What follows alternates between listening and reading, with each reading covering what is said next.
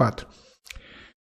Quando Davi ele inicia ali a sua jornada, né, fugindo de Saul, muitos homens se ajuntam a Davi, se unem a Davi e no mesmo propósito, né, no propósito de estar ao lado dele, porque estavam sendo também perseguidos, estavam endividados, estavam ali à margem da sociedade.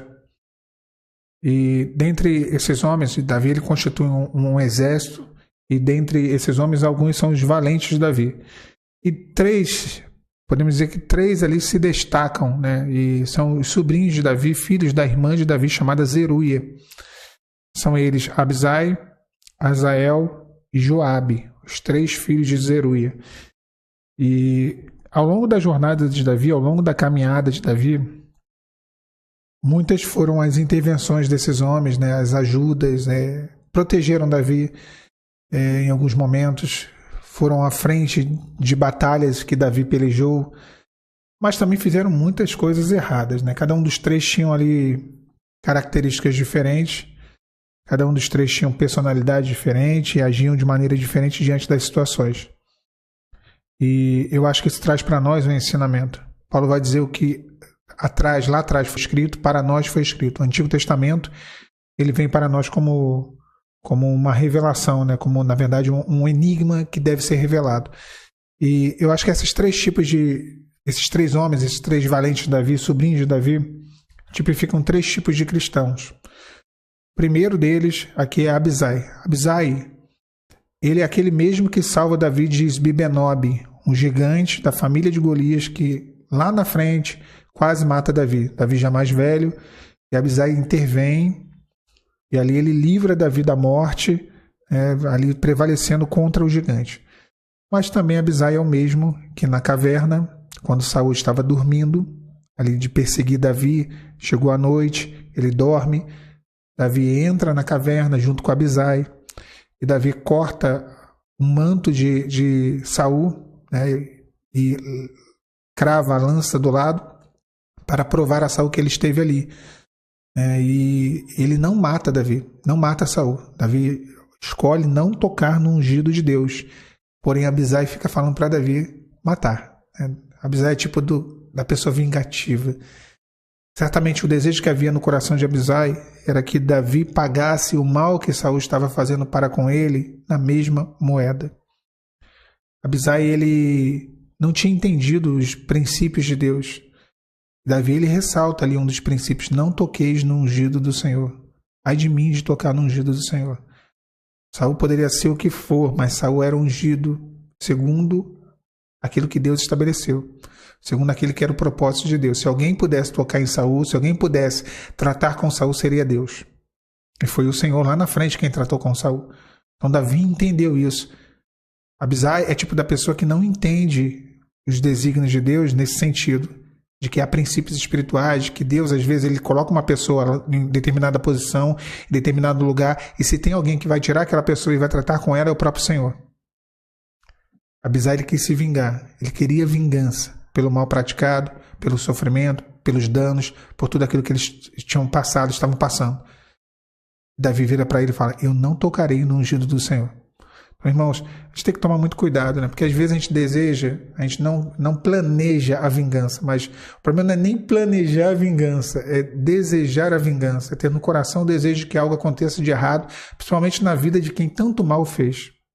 Ontem mesmo eu conversava com um amigo e falava sobre isso, alguém que foi pivô, né, de uma situação de dificuldade na vida dele, e essa pessoa veio a falecer. Ele falou assim: rapaz, eu tô triste porque essa pessoa morreu, né, e não estava tão firme nos caminhos do Senhor, mas é duro dizer isso. Existe uma parte minha que está feliz pelo mal que ele me fez. Então é difícil saber lidar com os sentimentos, é difícil saber lidar com isso.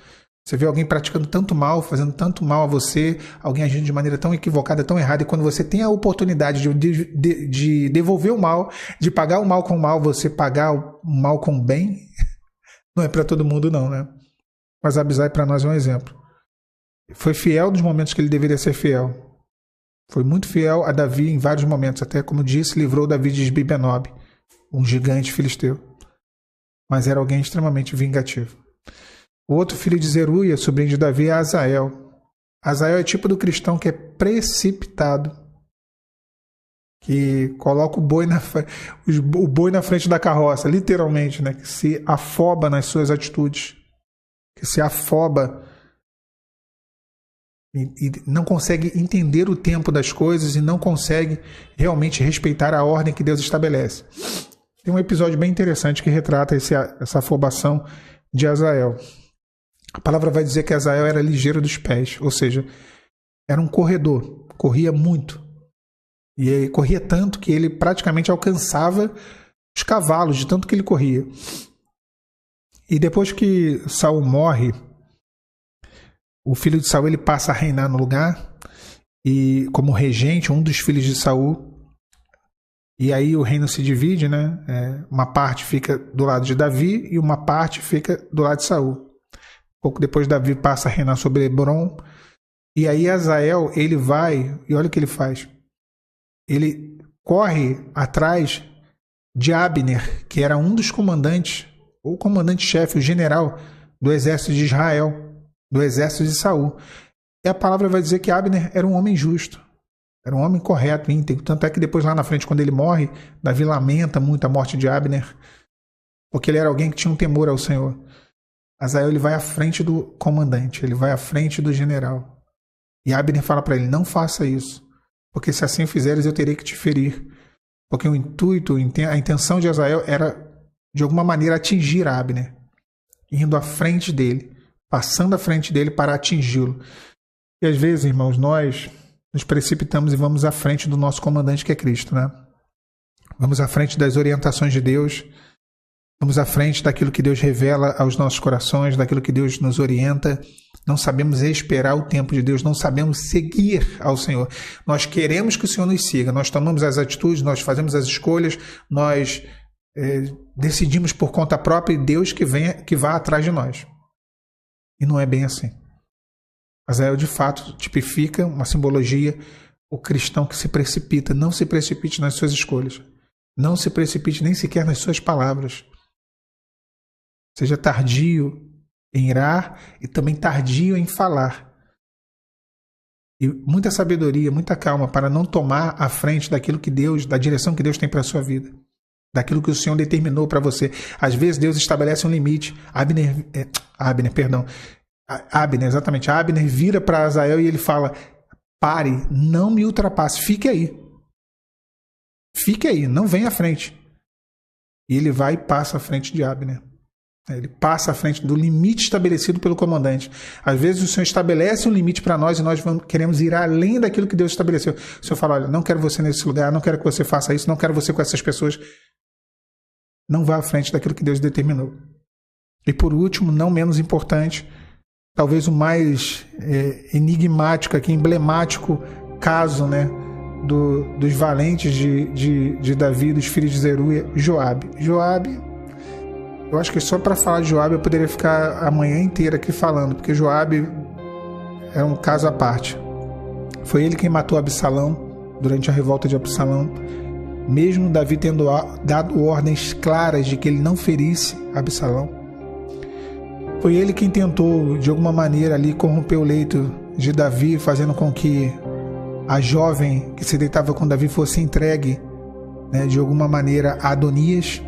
Foi ele que se aliou a Adonias na revolta de Adonias, na rebelião de Adonias, tentando tomar o trono de Salomão. Então Joabe é um caso totalmente à parte.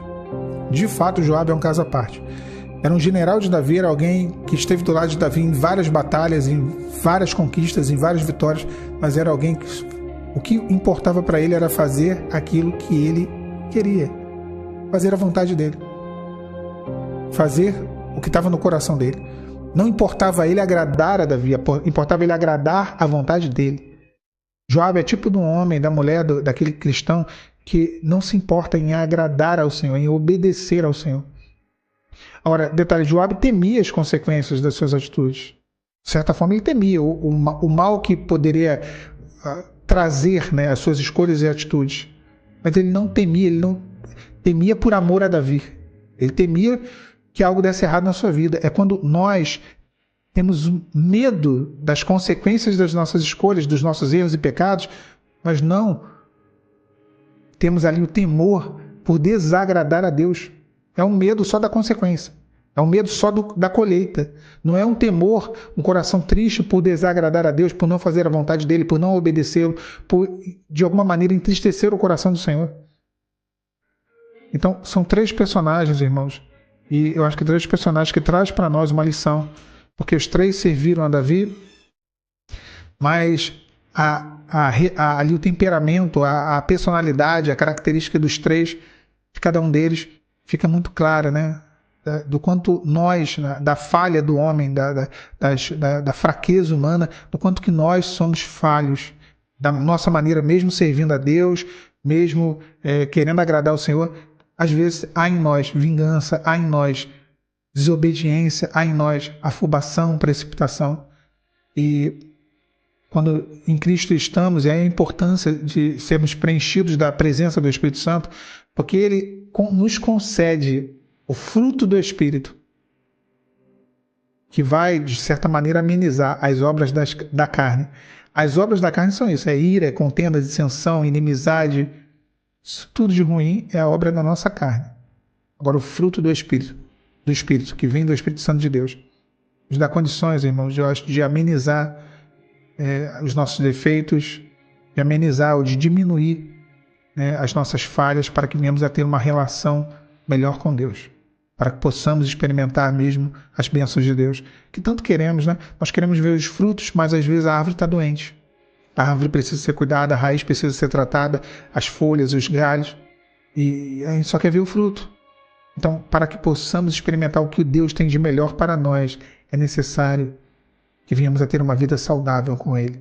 Todos nós temos defeitos de fábrica, defeitos desde o Éden. A nossa natureza é pecaminosa, é totalmente corrompida. O nosso ser, a nossa existência é corruptível. Paulo diz isso. É o homem corruptível, o homem exterior. Enquanto o homem exterior se corrompe e é corruptível, o homem interior ele se renova a cada dia, porque esse homem interior é o novo nascimento em Cristo Jesus. É a presença de Deus em nós que nos muda, que nos molda, que nos transforma completamente, que faz com que venhamos a diminuir, a minimizar os nossos defeitos e não a potencializá-los. Sabe? Então, quando Salomão ele passa a reinar, e aqui é uma outra mensagem para um outro momento, Salomão ele se guarda, ele procura ficar envolvido de pessoas que eram fiéis, pessoas que sim, certamente não eram homens perfeitos, mas eram pessoas que tinham temor ao Senhor, que tinham uma experiência com Deus, como Benaia, como o sacerdote Zadok, no lugar de Abiatar, que era o sacerdote da casa de Eli, Zadok da ordem de Samuel, como o profeta Natã. Homens que eram, esses sim, tinham algo a acrescentar para Salomão.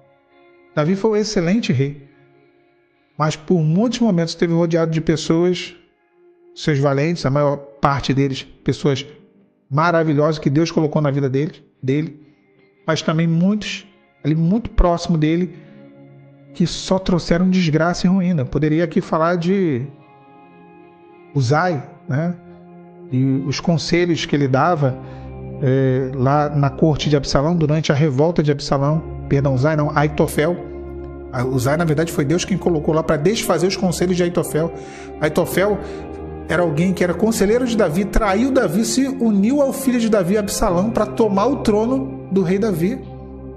E às vezes a gente está rodeado de pessoas assim, que está sorrindo e por trás está te dando uma facada, que está rindo para você, mas deseja o teu mal, mas deseja que as coisas dêem errado, mas está te sabotando de alguma maneira, falando para você ir contra aquilo que Deus tem para você, colocando medo no seu coração a respeito de algo que Deus está testificando. Então, cuidado, que tenhamos cuidado acerca de quem nós queremos ao nosso redor e, sobretudo, acerca de quem nós queremos ser na presença de Deus. Tá bom? Deus abençoe vocês. Encerrando aqui essa mensagem ao vivo, a irmã perguntando sobre atendimento.